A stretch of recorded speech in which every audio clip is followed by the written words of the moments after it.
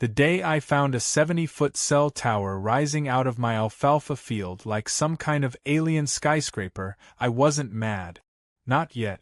I was confused, mildly amused, and very concerned about the cows. They were standing around it in a circle like it was the monolith from 2001, A Space Odyssey. I stood there in my pajama pants, coffee in hand, blinking at the blinking red light at the top. The kicker? I hadn't signed a single permit. Not a lease. Not a call. Not even a postcard. It was just there. Overnight. Like HOA-sponsored crop graffiti. That's when it hit me. Either I was dreaming or someone had lost their damn mind. And as I sipped my coffee and walked up to the workers installing metal cables into my soil, one of them cheerfully waved and said, "You must be from the HOA. Great spot you picked." My only response was a slow blink and a quiet, internal, "Oh, hell, no." Rewind 48 hours, my life was pretty standard. I lived just outside the suburban belt, in a sleepy, HOA-governed community that prides itself on beige paint, mandatory grass height, and neighborhood snitching. My property was technically on the border. 10 acres of inherited farmland that I'd maintained more out of love for my grandfather than any desire to farm. Still, I kept the field tidy, grew a bit of alfalfa, and enjoyed the luxury of not hearing leaf blower wars every weekend. The HOA left me alone, and I left them to their yearly wine and cheese costume dramas. That changed the minute Caronet Cartwright got elected HOA president.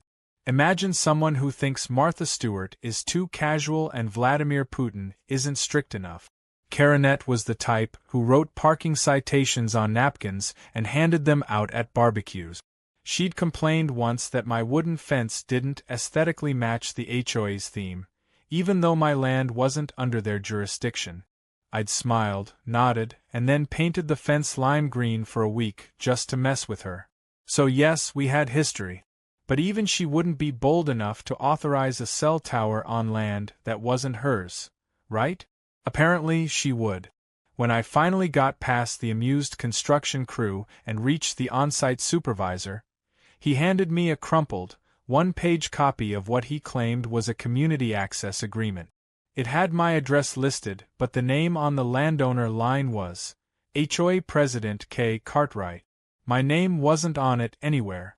The signature looked like it had been scribbled by someone using a Sharpie while being tasered. The effective date? The day before. "Where'd you get this?" I asked him. "From your HOA," he replied, clearly uncomfortable now. "We were told this field was part of the community greenbelt." "This is a private farm," I said slowly, emphasizing each syllable like I was speaking to someone who thought trees were optional. "Look, man," he said, hands raised, "we're just doing the install. Permits are filed. We were told it's legit." "Permits? With whose name on them?" "HOA," he muttered, eyes shifting. That's when the rage started to simmer under the surface, a slow boil hidden beneath my calm farmer exterior. I wasn't a guy who yelled. I didn't throw punches or flip tables. I filed paperwork. I followed the rules. But I also used to write lease contracts for corporate real estate clients before deciding city life wasn't worth the ulcers. I knew the language. I knew the loopholes. And I knew, without a doubt, someone had just committed fraud using my land. I told the crew to stop work immediately and left without waiting for a reply. They hesitated. I smiled and said, "Or I'll park my tractor in front of your supply truck." "Your move."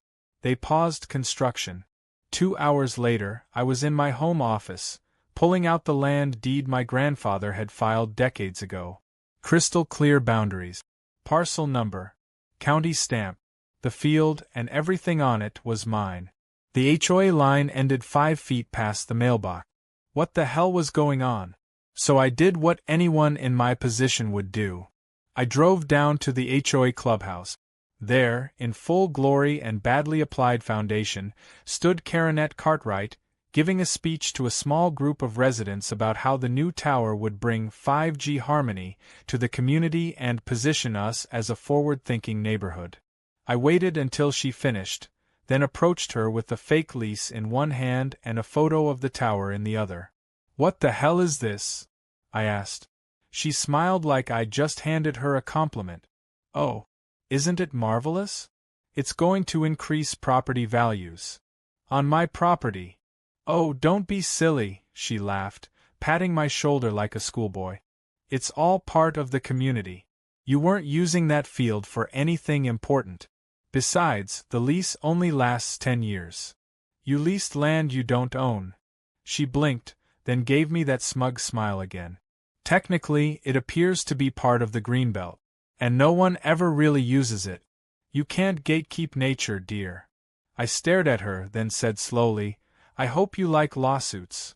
"Excuse me." "Because you're about to be the star defendant in one."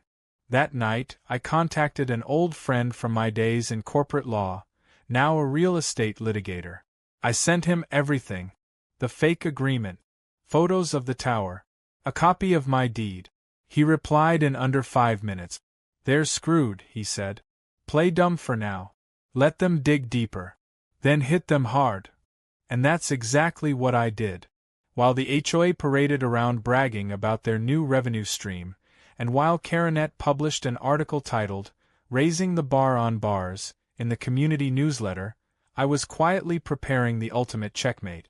Because what they didn't know, what no one knew, was that the telecom company had already signed a 10-year lease with the HOA and paid the first 2 years up front. On paper, the tower was worth almost $100,000 a year in rent. And none of that money was going to me. Yet. But it would. Because once I proved the land was mine, the lease would be void. And the telecom company? They'd have to come crawling back. To me. The next morning, I stood on the edge of my field with a measuring wheel in one hand, a mug of reheated coffee in the other, and a grin that could split a boulder. It was game time. I didn't just want to stop the HOA. I wanted to make them regret every smug newsletter, every backhanded complaint, every faux cordial wave they'd sent my way. And lucky for me, I had the perfect ammunition: hard facts, old documents, and a suspiciously well-organized binder from my grandfather labeled, "Just in case they try something stupid." Inside was everything: original property surveys, title transfers, easement agreements, and the golden ticket. A certified copy of the deed with GPS-plotted coordinates, filed 27 years ago, notarized in bold ink. I headed down to the county assessor's office like a man on a mission. The clerk recognized me from my brief stint as the tractor guy who built a chicken coop modeled after the White House, so she didn't ask too many questions. I had her pull up the latest GIS land data and compare it to the original record. After a few clicks and an arched eyebrow, she whistled. "Well, would you look at that," she said. "That tower's sitting smack in the middle of your parcel. Can you print that with the current overlay?" I asked. She nodded. I left with a color-coded map, time-stamped and signed by the county itself. Exhibit A. On the way home, I stopped at the local telecom office. I asked to speak with the site lease coordinator. A young guy named Trey appeared, wearing a Bluetooth headset and the expression of someone who just got yelled at for a slow download. I laid out the binder on the desk between us and flipped it open to the deed. "Your tower's on my land," I said calmly. Trey squinted at the documents, then clicked around on his tablet. I could see the color drain from his face as he realized what he was looking at. "But we signed a lease," he stammered. "With the HOA. The HOA doesn't own this land." His voice got higher. "But they said." "I know what they said. Now let me say something. That lease you signed? It's void. Which means you're currently trespassing. Which means I could file an injunction to stop all construction, demand the tower be removed, and sue your company for damages." He looked like a baby bird being asked to do algebra. "I don't want to do that," I continued. "Because I understand mistakes happen. But you're going to have to renegotiate. With me. And spoiler alert, my rates are higher." That afternoon, Trey called me back. He'd spoken to his legal team. They wanted to meet. That was fast. Meanwhile, Karanet was hosting what she called a 5G celebration mixer at the community clubhouse. I decided to swing by, strictly for entertainment. The place was decorated like a failed tech conference. Streamers in Wi-Fi signal shapes, cupcakes with frosting shaped like cell towers, and a very unfortunate ice sculpture that was supposed to be a signal bar icon but looked like it had melted out of shame. Karanet was holding court in the center, sipping a glass of white wine and fielding compliments from residents who clearly didn't understand what was happening behind the scenes. "Oh yes, it's all thanks to the HOA's vision," she said. "We negotiated a very favorable deal for the community. Revenue from the tower will go toward pool upgrades and repainting the tennis courts." I stepped forward. "Funny thing about that revenue." She turned, her smile twitching just a little. "Oh hi you. Nick," I reminded her. "Yes, right, of course. How's the field?" "Great. Even better now that it's bringing in high-frequency radiation and legal opportunities." A few residents looked over. Karanet lowered her voice. "Is this really necessary?" "I think it is," I replied. "Especially since I spoke to the telecom company today. They're not thrilled about being duped into leasing land from someone who doesn't own it." Her lips flattened into a tight line. "I didn't dupe anyone. You signed a lease with my property on it. That's fraud." More heads turned. Her composure cracked. "It was a misunderstanding. No, it was an assumption. And now that assumption is going to cost your Community Enhancements Fund a lot more than you planned." I left her standing there, frozen mid-sip. Back home, I reviewed the draft lease the telecom company had offered. It was a pretty standard 10-year agreement, except now they were offering triple the original HOA rate, plus back pay for the days they'd already used the land. I was to receive an upfront signing bonus, monthly rent, and annual escalation. There were clauses for tower maintenance access, indemnity protections, and environmental responsibility. I sent it to my friend, the lawyer, who called me 10 minutes later cackling like a villain. "Sign it," he said. "And then buy yourself something ridiculous." I signed. The money hit my account 2 days later. More than enough to replace every fence post, upgrade my tractor, and build a new barn. But I had other plans. I used a chunk to consult with a land use specialist and file a formal notice of correction with the county, ensuring that no one, HOA or otherwise, could ever pretend to own or control my field again. I also had a new sign made for the edge of the property. It read, "Private property, tower operated with permission of actual owner." I even underlined actual. The final cherry on top? I leaked the new lease terms to a couple of well-connected residents who were already irritated with the HOA's spending habit. They did the rest. Suddenly, people wanted to know where all the money from the original lease went, why Karanet had signed it unilaterally, and why there had been no vote. The HOA board started to fracture. Rumors flew. Emergency meetings were called. And I sat on my porch with a cold drink and a pair of binoculars, watching it all unfold like a nature documentary on karma. The best part was yet to come. Because as much as Karanet wanted to pretend this was just a bump in the road, I knew better. She thought this was about a tower. But this wasn't about towers. This was about power. And she had just lost all of it.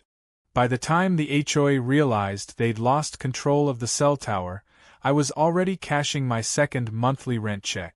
The telecom company had wasted no time in cutting ties with Karanet and her band of rulebook warriors. They'd reprinted all documentation, corrected the county registry, and sent me a welcome package that included a branded stress ball and a coffee mug that said, "Partner in Connectivity." I didn't know whether to laugh or frame it.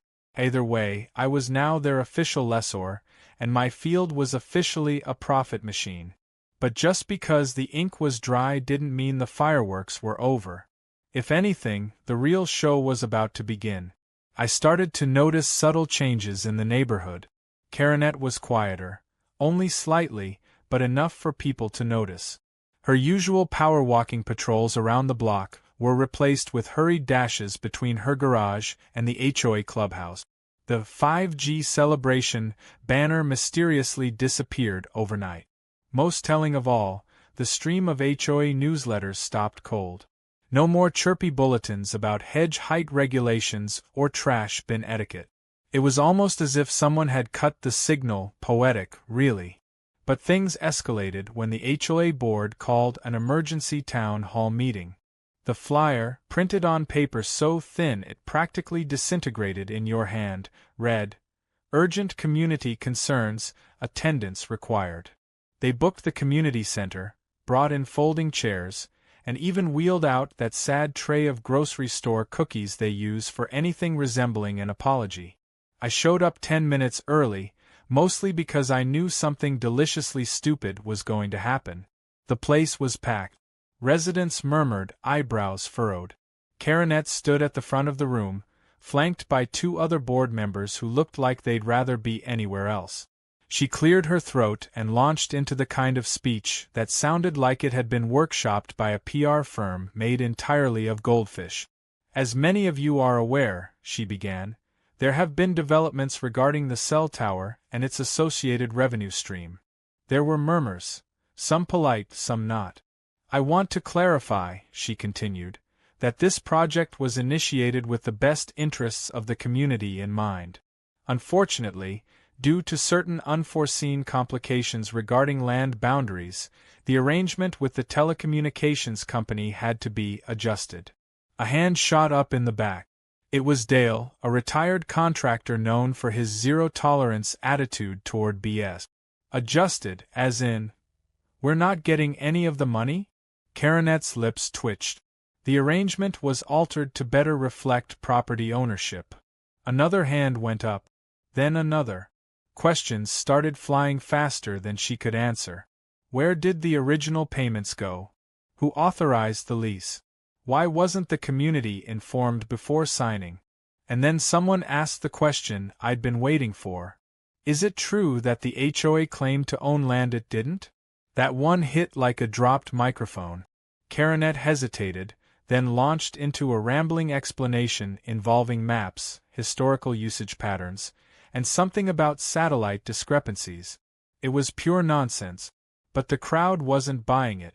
They weren't mad about the tower. They were mad about the money. HOA dues had gone up that year, and people were expecting a shiny new pool heater, not a scandal involving forged lease agreements and a president who thought a field magically became hers because it looked HOA-ish. When the meeting broke into full chaos, I quietly stepped outside and leaned against the wall, sipping from my mug, the same one the telecom company had sent. It felt appropriate. The next day my phone rang. It was Trey from the telecom company.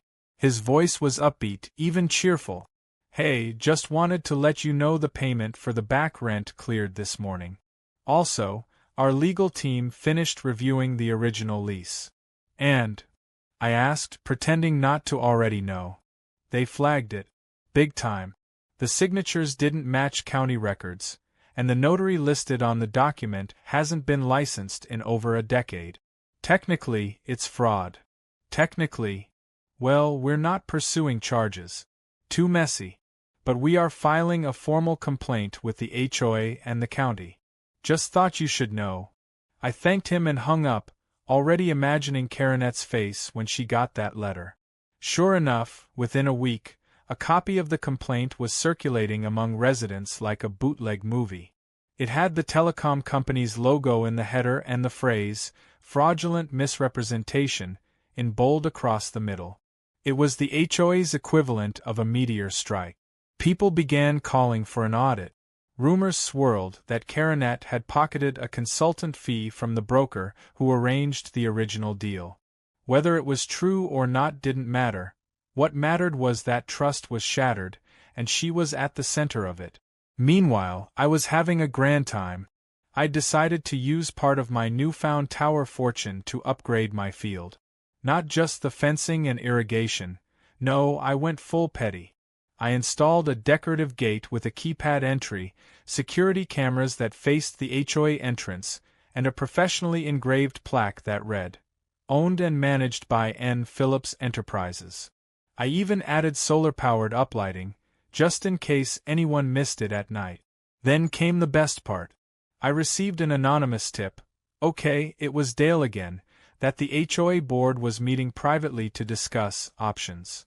Curious, I set up a drone to hover near the clubhouse during the scheduled time. Legally, I wasn't trespassing. The footage it captured was glorious. Red faces, flailing arms, and one board member dramatically tossing a folder across the room. I edited the footage down to a highlight reel and uploaded it, unlisted, of course, and shared the link in a group chat started by the residents. The title? HOA Board in Crisis, a Towering Mistake.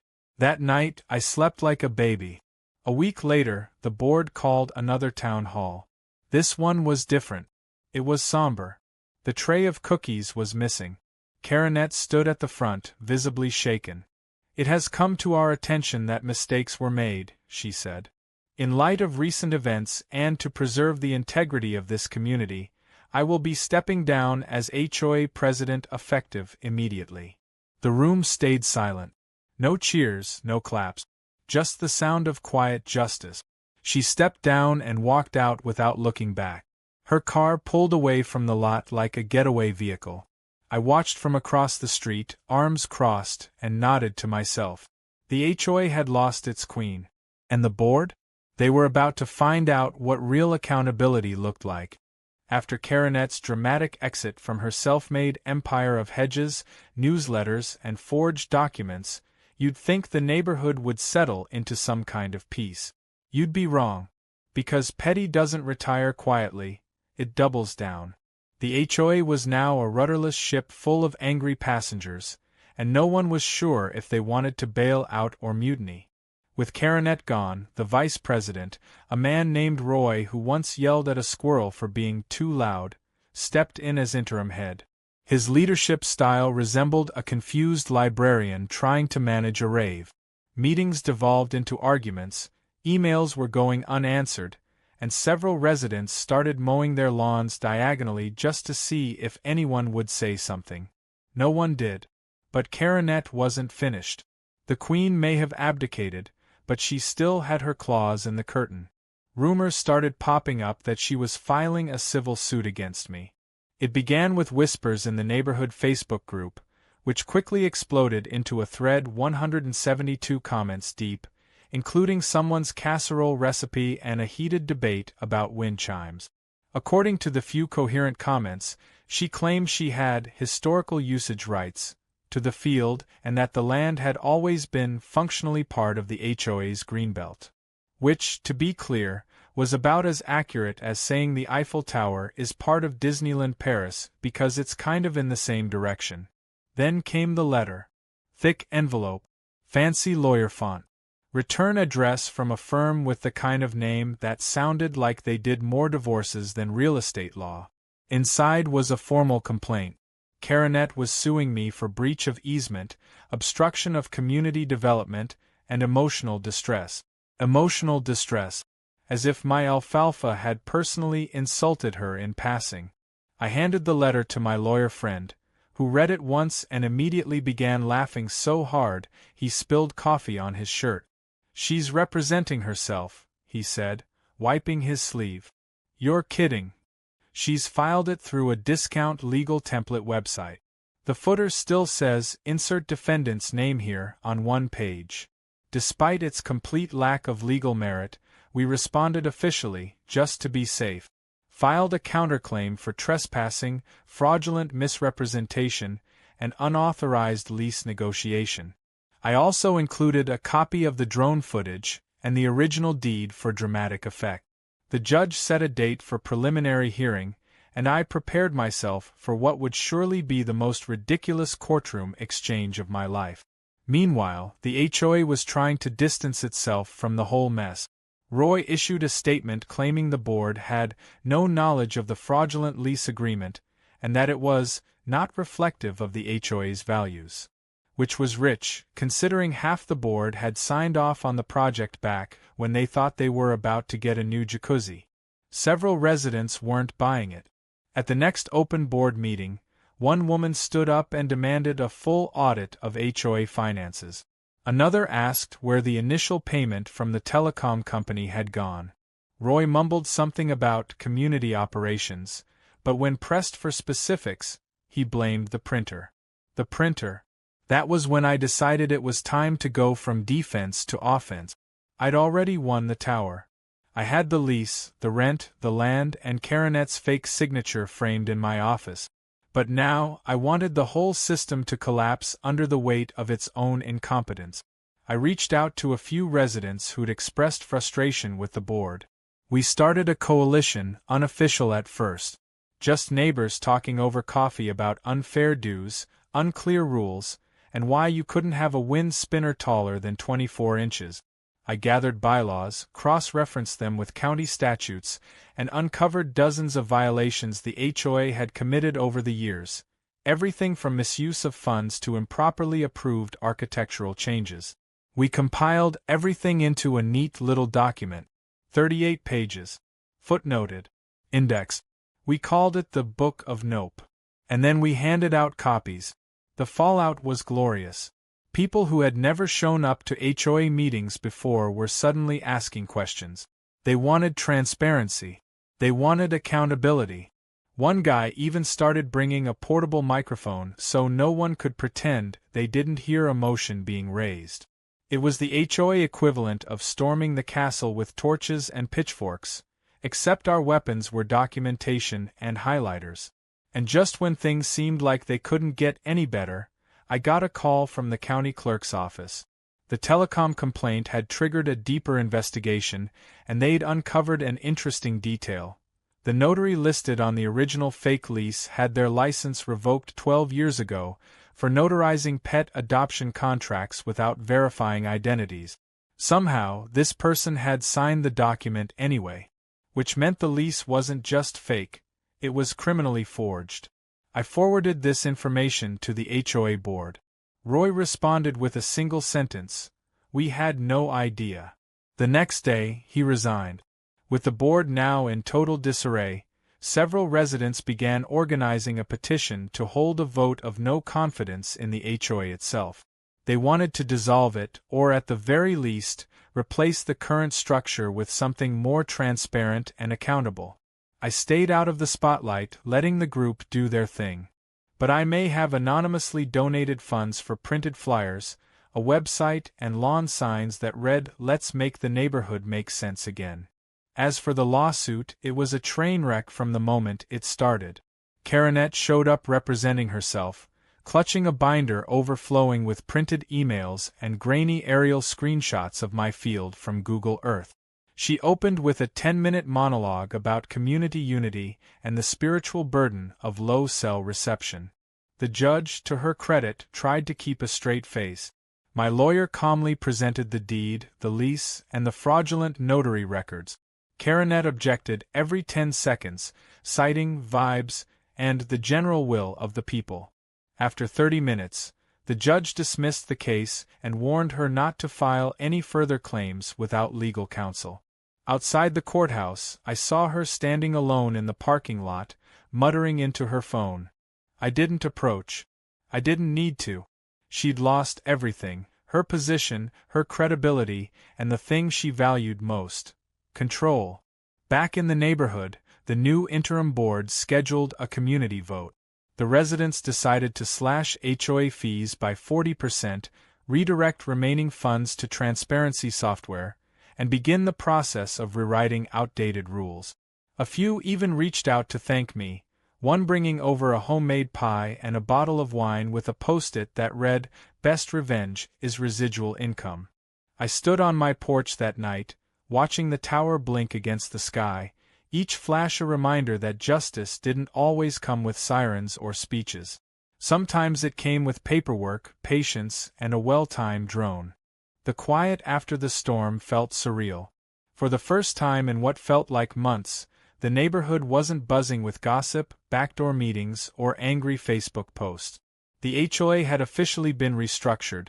The new board was made up of residents who actually seemed to care about fairness and transparency, and Karenet had vanished from public life entirely. Word was she sold her house to a family of 6 with 4 energetic dogs, 2 goats, and a very large trampoline that somehow passed the new, far more lenient outdoor equipment guidelines. Poetic justice, really. As for me, my field had never looked better. The grass grew around the base of the tower like nothing had ever happened, and the cows no longer treated it like an alien artifact. The checks from the telecom company continued rolling in, smooth as butter, and I'd begun referring to that corner of my land as the Signal Farm. What started as a violation had turned into a gold mine. And not just financially. The tower had become a symbol, oddly enough, for what could happen when someone finally said no to unchecked power wrapped in pastel polos and passive-aggressive emails. My neighbors started dropping by more often. Some came to ask advice on navigating old HOA clauses, others just wanted to say thanks. A few confessed they'd been afraid to speak up in the past because they didn't know anyone else was fed up. That part hit harder than I expected. For a long time I'd thought I was just being left alone because I was the weird farmer guy with the lime green fence. Turns out, silence had been everyone's way of surviving the nonsense. All it took was one well-placed tower to break the spell. One Saturday, I hosted what I jokingly called the Towers and Triumph barbecue. I set up picnic tables near the field, rigged some lights to the tower's utility pole for ambience, and grilled everything from ribs to roasted corn. People brought homemade side dishes, lemonade, even a few bottles of local wine. Kids ran around screaming, someone brought a portable speaker, and for a brief moment it felt like a real community. Not a forced, HOA-mandated social hour, but something spontaneous, messy, and full of life. The kind of thing no board ever could have planned.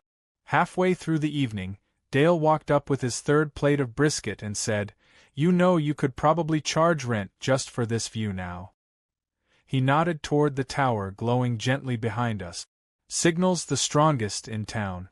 My daughter gets better internet outside your barn than inside our house." I laughed, but a spark of an idea lit up in the back of my head. He wasn't wrong. In fact, the telecom company had already reached out asking if I'd consider adding a 2nd unit for an upcoming 6G pilot. Apparently, the location was prime. Elevated ground, no obstructions, and smack in the middle of a growing population that needed more bandwidth than their HOA could regulate. That got me thinking. Not just about towers but about land. I had more of it than I needed and a reputation now. People knew I'd stood up, navigated the legal maze, and come out the other side with both my sanity and my bank account intact. What if there were others like me? People with land, or homes, or small plots caught in legal weirdness with HOAs that didn't know when to quit. So, I did what any ex-engineer turned farmer turned accidental hero would do. I started a small company. Nothing flashy, just a local consulting service called Boundary Line Solutions. Our slogan was simple: know what's yours. Keep it yours. I offered affordable consultations for people dealing with HOA overreach, helped review land use agreements, and partnered with a few real estate attorneys who were tired of watching power-hungry board members steamroll homeowners. Within a month, I had a wait list. Turns out, my story had gotten around more than I realized. Someone had posted a write-up in a Reddit thread about entitled HOA horror stories, and it went viral. The headline read, "HOA built a cell tower on this guy's field without asking, so he took ownership and tripled their rent." The comments were wild. People from all over the country were sharing their own tales of HOAs trying to dictate paint shades, deny service dogs, or ban clotheslines. Apparently, my story had become the poster child for what happens when you combine legal knowledge with pettiness and patience. I leaned into it, started offering virtual consultations, wrote a few guides, even did a podcast interview with a housing rights advocate who called me the HOA Whisperer. I wasn't trying to be famous, but if people were listening, I wasn't going to waste the microphone. And then, one more surprise arrived. An envelope, plain white, with no return address. Inside was a single note in elegant handwriting: "Congratulations on your tower, Nick. I hope it brings you everything you wanted. P.S. I moved to Fairwinds Acres. New HOA, new start. There was no name, but I didn't need one. Coronet had found a new castle. I chuckled and shook my head. Some people never learn.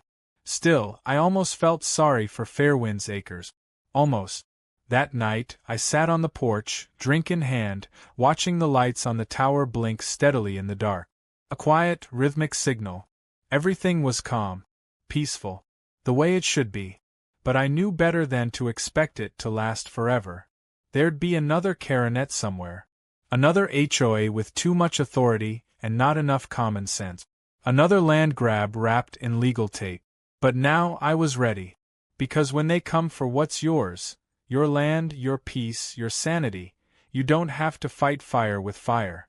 Sometimes you fight it with facts, with paperwork, with patience, and if you're lucky, with a cell tower that pays its rent on time. I tipped my glass to the blinking light and smiled. Long live the signal.